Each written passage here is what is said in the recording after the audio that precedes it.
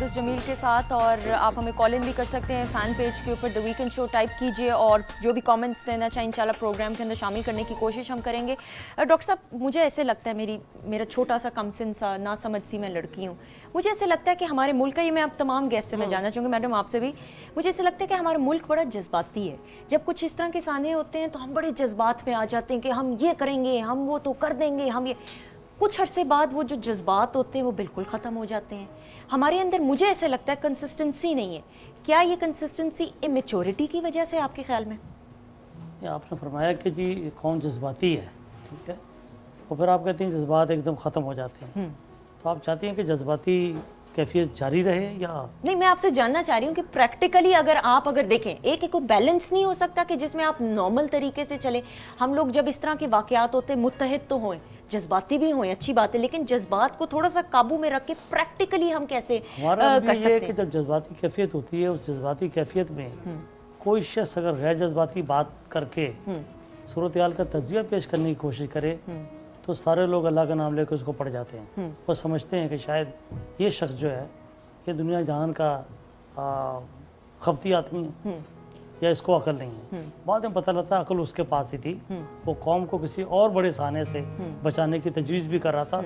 हो सकता है जज्बात उसके आप से भी ज़्यादा हों। सही, बिल्कुल, हमारा अलमिया तो ये है। सही।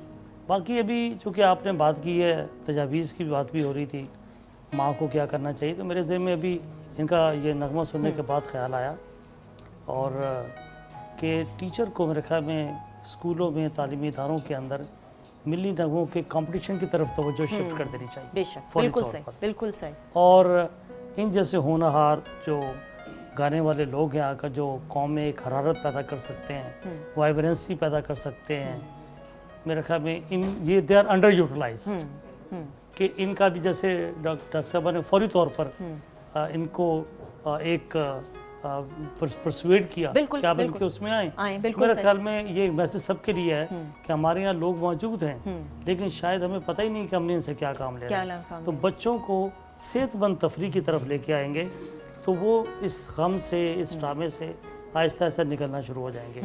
फिर उस सारी गायकी के अंदर एक मकसदियत भी थी, आप उन्हें खड़ा कर रहे हैं, ठीक है, तो ये मेरे ख्याल में एक तो नंबर 1 करने का काम ये है। वैसे टीचर मैं समझ रहा हूँ कि मेरी जिम्मेदारी क्या है। सही। दूसरी बात यह है कि हमारी यूनिवर्सिटियों के अंदर डॉक्टर साहब बहुत हमारे यहाँ भी आती रही हैं, एक सिस्टम था, मैं गोमल यूनिवर्सिटी डरासमिल खां में भी रहा हूँ, सही, जो मीरन शाह के करीब जगह ठीक है, वहाँ पर हमने ट्यूटोरियल सिस्टम शुरू किया था यूनिवर्सिटी लेवल, ठीक है। उसमें यह था कि 5-5, 6-6 स्टूडेंट्स के ग्रुप्स का टीचर्स के साथ इंटरेक्शन होती थी वीकली। ओके। जब आप इंटरेक्ट करते हैं तो आप उनके ज़ाती मसाइल में दिलचस्पी लेते हैं, बच्चे खुलते थे उनके सामने, आप उन्हें काउंसलिंग करते हैं। सही। काउंसलिंग एक दूसरा तरीका है बच्चों की थेरेपी करने का। सही। और उनको इस सिचुएशन से निकालने का। सही। लेकिन डॉक्टर साहब, हमारे यहाँ प्रॉब्लम ये होती है, सॉरी बात काट रही हूँ, जब आप काउंसलिंग का नाम लेते हैं तो अगला बंदा कहता है कि मैं पागल तो नहीं हूँ कि मुझे काउंसलिंग की जरूरत है। मैंने बताया ना, हमने तो उसका नाम ट्यूटोरियल ग्रुप रखा हुआ था। तो दूसरी तीसरी बात इसमें बड़ी अहम है कि हर तालिब इल्म का कोई ना कोई टीचर एक उसको आइडलाइज करता है। बिल्कुल। मैं भी अपने एक टीचर को आइडलाइज करता था। आप देखें कि बाद औक़ात हमारे पास पेरेंट्स आते हैं कि जी वो आपका बड़ा जिक्र करता है, अगर आप उसे ये कहेंगे तो मान जाएगा। बिल्कुल, बिल्कुल। तो टीचर यूज़ होता है इस्लाह के लिए भी, लिहाजा उसको लोग आइडलाइज करते हैं।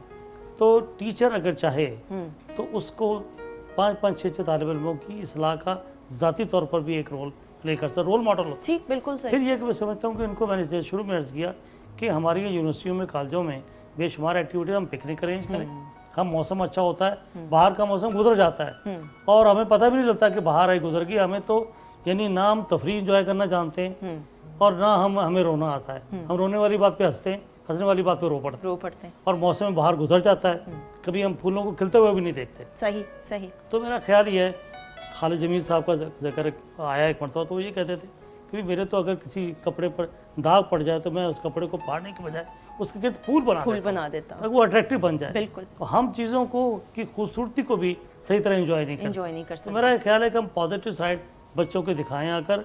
खुद हज़रत अली का कौल है कि आप अपने ज़माने के बच्चों को अपना ट्रीटमेंट क्यों देते हो, इस ज़माने के मुताबिक ट्रीटमेंट दें बच्चों को। बिल्कुल। क्या तो हमें बच्चों को we need to understand their psyche, उसके मुताबिक हम उनको सोल्यूशन देते जाएं, उनकी तफरी को समझें اور ان کی تفریح کے مطابق ہم انہیں ٹریٹ کریں, ہم انہیں لاجواب نہ کریں, ہم انہیں مطمئن کریں.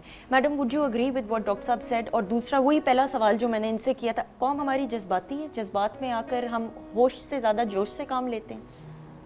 دیکھیے جذباتی ہونا برا نہیں ہے, صحیح, اس لیے کہ وہ آپ کو ایک موٹیویشنل دکھاتا ہے انیشیٹو اپنے اندر کہ آپ نے کچھ کر گزر. ٹھیک ہے, اگر آپ اس کو چینلائز کریں پازیٹیو ڈائریکشن میں اور ریشنلائز کر کے کریں تو پھر تو بڑی اچھی بات ہے, میں سمجھتی اس میں کوئی برا نہیں. اور میں تو ڈاکٹر صاحب کی باتیں بہت توجہ سے سن رہی ہوں, کیونکہ میں نے ایک چھوٹا اسکول اب شروع کیا ہے, ساری عمر تو کالج کے اور قانون کے طلباء طالبات کو, تو چھوٹے بچوں کے ساتھ انٹریکٹ کرنے کی بات ہی اور ہوتی ہے. اور میں سمجھتی ہوں کہ زمانے کے ساتھ جو تبدیلیاں آتی ہیں نا, جو ڈاکٹر صاحب نے ابھی بات کی کہ آپ پرانی وہ ساری باتیں کرتے جائیں, جیسے حضرت علی کا قول ہے, نہیں آپ نئے زمانے کی باتیں کریں. اور اقبال نے بھی کہا فکر فردہ نہ کروں محو غم دوش رہوں. بات تو یہ ہم نے کل کا, جو آنے والا کل ہے اس کا سوچنا ہے, جو گزر گیا ہے اس کا نہیں. اور آج کل تو آپ دیکھیں, اگر آپ اخبار اٹھائیں گے روز تقریباً کسی نہ کسی خاص موضوع پہ تذکرہ ہوتا ہے, اور کہتے ہیں آج ڈے آف دا چائلڈ ہے, آج جو دن ہے وہ انوائرنمنٹ ہے آج اس کا. تو میں کوشش کرتی ہوں کہ جس وقت میں اسکول کو جو جانے لگوں نا, تو پہلے میں دیکھ لوں کہ آج کون سا دن ہے, پھر اس حوالے سے بچوں کے ساتھ بات ہو تو وہ خود بھی بتاتے ہیں. آپ ان کو کہیں کہ جی گھر میں ہر ایک کا رشتہ برابری کا ہونا ہے, تو برابری کے رشتوں میں آپ دیکھیں آپ نے کسی کے ساتھ نہیں جھگڑنا, امی ابا کا بھی نہ ہو, امی کو ابا نیچے نہ کریں اور نہ جو امی ہیں وہ ابا کو زیر کرنے کی کوشش کریں. یہ چھوٹی چھوٹی باتیں ہوتی ہیں, بچے ان سے ایک تو ڈرا آؤٹ ہوتے ہیں, اور ڈرا آؤٹ کرنا ان کو بہت ضروری ہے. لیکن جن لوگوں نے بچوں کی تعلیم تربیت شروع سے کی ہو نا, وہ میں سمجھتی ہوں بہت بڑی ایڈوانٹیج پہ ہے, کیونکہ وہ بچوں کی سائیکالوجی کو سمجھتے ہیں. اور اب یہ جو صورتحال ہے اس میں ان کی سائیکالوجی سے ایک نتیجے اچھے نکالنا جو ہے وہ ہم سب پہ آئے, وہ ہم سب کی ذمہ داری ہے. یہ نہیں کہ ہم مایوسی کی طرف جائیں اور ہم یہ سوچیں کہ ہمارے پر تو بہت بڑا سانحہ ہوا ہے, اب اس کو ہم کیسے اس کا ازالہ کریں گے. ازالہ کرنا تو سوچنا یہ کام تو ہمارا ہی ہے. اور اقبال نے تو اس کے بارے میں کہا کہ جہاں میں اہل ایمان صورت خورشید جیتے ہیں, ادھر ڈوبے ادھر نکلے, ادھر ڈوبے ادھر نکلے. تو بس بات یہی ہے کہ کوئی ایسا سانحہ ہو تو اس میں آپ نے کوئی اچھائی کا پہلو نکالنا ہے لازمی, اور لوگوں کو انسپائر کرنا ہے. خاص طور پہ جو وہی نسل ہے نا جو ان کے پیئرز ہیں, ان کے اوپر سب سے گہرا اثر ہوا ہے, تو ان کو اس میں سے ڈرا آؤٹ کرنا. اور وہ یہ کہتے ہیں کہ ہم اس ملک کے لیے جو بھی ان کے ہیں خواہشات وہ کریں گے, اور اگر وہ نہیں کر سکے جو شہید ہو گئے ہم ان کی جگہ کریں, ہم ان کی جگہ تو یہ بہت بڑی بات ہے. صحیح. سو بیسیکلی تمام لوگوں کا, چاہے وہ اسٹوڈنٹس, پیرنٹس ہوں یا ٹیچرز ہوں, اسکول ایڈمنس, تمام اسٹیک ہولڈرز کا بڑا اہم کردار ہے بچوں کو اس سائیکی کو میچور کر.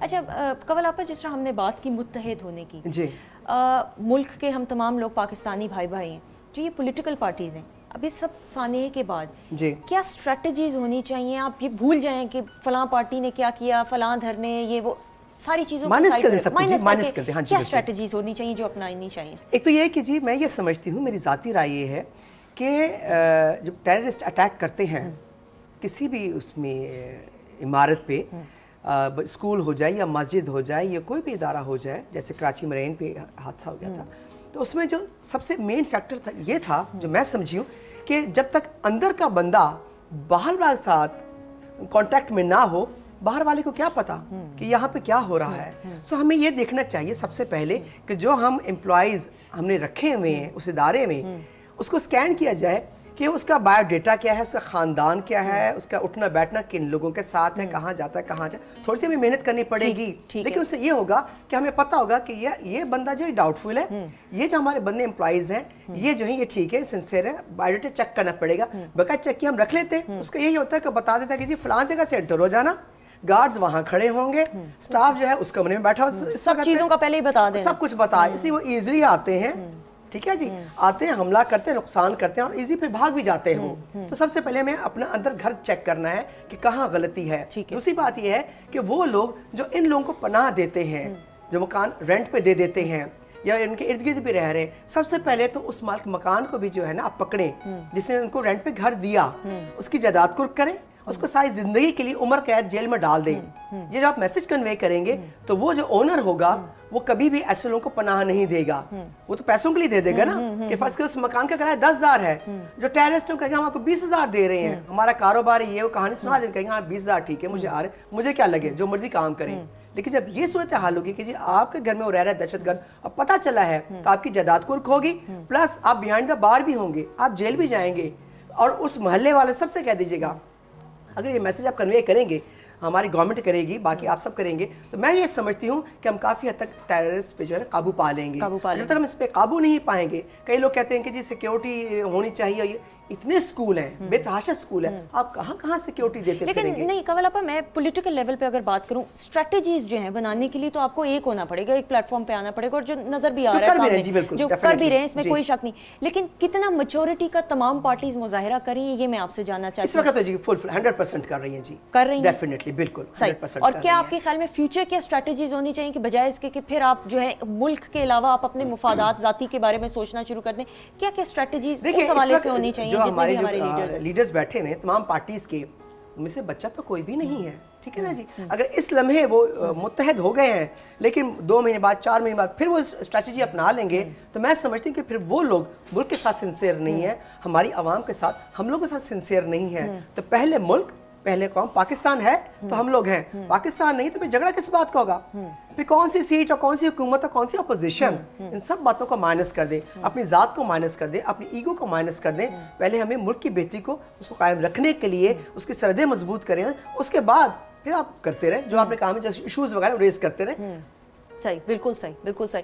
ناظرین آپ ہمیں لائیو کال ان بھی کر سکتے ہیں, ٹیلی فون نمبر جو ہیں اسکرین کی اوپر اسکرول کی صورت پہ چل رہے ہیں. فین پیج کے اوپر دا ویکینڈ پیج شو کے پیج کو لائک کر کے آپ ہمارے پیج پہ جو بھی کامنٹس دینا چاہیں آج کے پروگرام کے حوالے سے کر سکتے ہیں. بات وہی ہے کنول آپا میڈم کہ آپ گھر کا جو سربراہ ہوتا ہے, جتنی بھی ہماری پولیٹیکل پارٹیز ہیں, ہمارے جو لیڈرز ہیں, اگر ملک کے سربراہ ہی کانفیڈنس نہیں گھر کے افراد کو دیں گے تو وہ کانفیڈنس پھر کہاں سے آئے گا. ہم تو تلاش کرتے ہیں اپنے لیڈرز کے اندر کہ وہ کانفیڈنس نظر آئے, وہ تمام چیزیں نظر آئیں تاکہ ہم لوگوں کے اندر ہمت آئے. اور اس میں کوئی شک نہیں, اس ایک ایسی چیز کے اوپر, اس واقعے کے اوپر میڈم آپ اگری کریں گے کہ سارے متحد تو ایٹ لیسٹ ہوئے ہیں جتنے بھی پولیٹیکل ہیں, لیکن اسٹریٹجائز کرنا اور کون سی چیز پہلے کرنی ہے, کون سی سب سے اہم ہے. جو سب سے بڑا مسئلہ ہمارا اس وقت ہے, اور جس کے لیے 18ویں ترمیم میں بھی جی آیا, کہ ہر بچے کو 5 سے 16 سال کی عمر تک تعلیم دے. اور یہ واقعہ بڑا افسوسناک ہے کہ یہ تعلیم کے ادارے میں ہوا, لیکن اس سے ہم کو پیچھے نہیں ہٹنا بالکل. اگر سب لوگ تعلیم یافتہ ہوں, اور اگر یہ بھی پاکستان کے باشندے, میں امید کرتی ہوں یہ نہیں, تو پھر ایسا واقعہ کبھی ہوتا ہی نہیں. 2.5 کروڑ ہمارے بچے اس وقت اسکول نہیں جا رہے. یہ ہم سب کا کام ہے, ہم اور سب چیزوں کو پیچھے چھوڑیں, ان کو کم سے کم تعلیم گاہ تک پہنچانا, اور ان کو وہاں صحیح مثبت تعلیم. اب دیکھیں نا, طبقاتی تو تعلیم ہے, کوئی انگریزی پڑھا رہا ہے, کوئی اردو پڑھا رہا ہے, کوئی مدرسے کی پڑھا رہا ہے. ایک قسم کی ڈائیورسٹی ٹھیک ہے, بڑی اچھی بات ہے, لیکن تعلیم میں ہم طبقات نہیں لا سکتے. ہمیں ایک جیسا رکھنا ہے تمام ملک میں کریکولم. اور یہ جو مدرسے ہیں ان کو بھی قومیایا جانا چاہیے, کوئی وجہ نہیں, یہ کوئی سیکرڈ کاؤز نہیں ہے. اب یہ دیکھیں فرقہ بندی ہے, کہیں اور کہیں ذاتیں ہیں, کیا زمانے میں پنپنے کی یہی بات ہے. یہ فرقہ واریت سب, اور یہ مدرسوں میں ہی بہت ساری ٹریننگ ٹیررسٹ کو بھی ملتی ہے, جو کہتے ہیں جی نہیں زیادہ تر تو بڑے اچھے, زیادہ تر بڑے اچھے ہوں, جو برے ہیں ان کا بھی تو ہم نے کچھ کرنا. اس لیے ٹرانسپیرنسی ضروری ہے, مانیٹرنگ ضروری ہے. تمام ادارے جو ہیں وہ منسٹری آف ایجوکیشن کے تحت ہونے چاہیے, اور وہاں ایسے لوگ ہونے چاہیے جو سوچ بچار کر کے کریکولم ڈیزائن کرے, اور ایک جیسا ہو, چاہے کوئی پرائیویٹ سکول میں پڑھے, چاہے کوئی سرکاری سکول میں پڑھے, یا کوئی مدرسے. ہم نے ایک کال لینی ہے, پہلے ہم کالر سے بھی بات کریں گے. میں اس پہ تھوڑا سا میرا یہ ہے کہ کچھ ایسے سکولز ہیں ہمارے جو کہ بچے ہیں ہمارے جو کہ ویسے ہی سکولز نہیں جانا چاہتے, ان کے ماں باپ کہتے ہیں کہ اب پڑھ لکھ کے کیا ہی نوکری کر لینی, ساری وہ سفارشیں ہوتی ہیں, رشوت دینی پڑتی ہے. ہمارے ساتھ اس وقت ایک بہت اہم MQM کے مرکزی رہنما ڈاکٹر فاروق ستار صاحب ہمارے ساتھ ٹیلی فون لائن پہ موجود ہیں. السلام علیکم ڈاکٹر صاحب. جی وعلیکم السلام. بہت شکریہ کہ آپ نے قیمتی وقت نکالا ہمارے پروگرام کے لیے. ڈاکٹر صاحب یہ جو ثانیہ ہوا ہے یہ صرف پشاور کے اندر نہیں بلکہ پورے ملک کو, پوری دنیا کو اس نے ہلا کے رکھ دیا ہے. آپ کیا کہیں گے ثانیہ کے بعد جتنی بھی پولیٹیکل پارٹیز ہیں, کیا آپ کو لگتا ہے کہ وہ جو اسٹریٹجیز بنانی ہے وہ اس حوالے سے متحد ہیں, ایک پلیٹ فارم میں ہیں کہ نہیں؟ دیکھیے پہلی بات یہ ہے کہ جو ریسنٹ ہسٹری ہے اس میں اتنا بدترین ثانیہ اور اتنا انسانیت سوز ثانیہ پوری دنیا میں کہیں نہیں ہوا. تو سب سے پہلے تو ہمیں اس بات کا احساس ہونا چاہیے کہ اس سے جو پورے دنیا میں ہمارے جو मुल्क के लिए और हम सब के लिए भी एक ऐसा महसूस होता है कि ये हमने कोई अपनी जिम्मेदारियों को पूरा नहीं किया जिसकी वजह से ये सानिया हुआ है। सही। ये हमारी कौमी जिम्मेदारी थी कि ऐसा सानिया ना हो। इसका मतलब हमने अपनी रियासत के क़िबले को दुरुस्त नहीं किया है। तो सबसे पहले तो अब ये फैसले की घड़ी है, डिफाइनिंग मूवमेंट है कि ये कायदे-ए-आज़म मोहम्मद अली जिन्ना का पाकिस्तान है या तालिबान का पाकिस्तान है। ये जंग हमारी और सिर्फ हमारी, किसी और की नहीं है। और ये पाकिस्तान और रियासत पाकिस्तान के दुश्मन है और ये जो इन्होंने हम पर ये जंग मुसल्लत की है। और उसके लिए हमें अब ये कहना होगा कि आर यू विथ अस और अगेंस्ट अस। ठीक। सियासी जमातों में जो एक मुनाफिकत और डाइकॉटमी है उसको खत्म करना होगा। ठीक है। इस पर नेशनल कंसेंसस अगर नहीं भी होता तो जरूरत नहीं है, जो हम ख्याल जमाते हैं उनके दरमियान अगर कंसेंसस हो और कोई ठोस वादे लाए अमल हो, तभी हम इस लानत से मुल्क को निजात दिला सकते हैं। बहुत बहुत शुक्रिया डॉक्टर। जी डॉक्टर साहब। और इसमें मकामी हुकूमत की अहमियत है, उस निज़ाम की मौसर मकामी हुकूमत, इसमें मदरसों की इस्लाहात, इसमें चौकीदारी का निज़ाम मोहल्लों में। ये वो चीज़ें हैं जिनको नेशनल काउंटर टेररिज्म पॉलिसी बनाते वक्त गिरा दिया जाता है। सही। अवाम को ओनरशिप देंगे तो मसला हल होगा, वरना नहीं होगा। सही। बहुत शुक्रिया डॉक्टर फारूक सत्तार, MQM के मरकजी रहनुमा, हमारे साथ टेलीफोन लाइन पे मौजूद थे। नाज़रीन, हमने एक छोटी सी ब्रेक लेनी है। ब्रेक के बाद मजीद बहुत सारी बातें होंगी इसी हवाले से। Stay tuned, keep watching the weekend show.